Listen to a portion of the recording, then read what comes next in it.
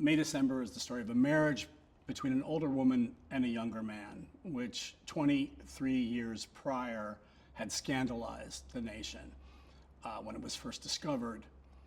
And our story begins when an actress comes to town who is going to be playing the woman in a film. And she comes to meet the woman and the husband and the 3 kids that they've raised. I was reading a lot of scripts, but this script of Sammy's was incredibly impressive and arresting in its sense of navigating these sort of potentially morally trepidatious themes with this sense of observation and restraint and nuance and wit that actually made the process of reading the script very discomforting, very unnerving, and intensely gripping.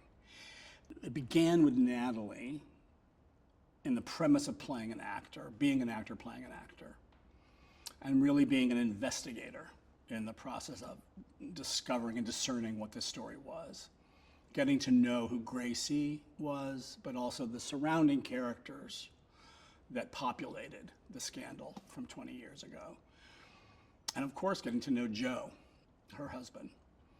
Now, both women are circling each other and trying to get a handle on each other. And I think a lot of it is about a process of trust, which it is Natalie's character, Elizabeth's goal to make Gracie feel toward her so she can open up and describe who she is. But there are a lot of guardrails in the process and a lot of resistances and that have been set in place over these years around Gracie.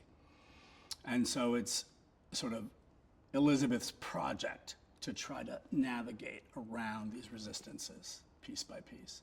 Now, the complexity of the character of Gracie as written and fascinating elements of willfulness combined with this curious little girl quality that played out in the sort of lisping of the character that Julie discovered.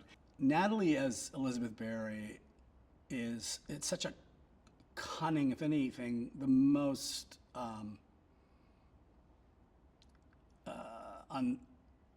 uncanny performance in that you're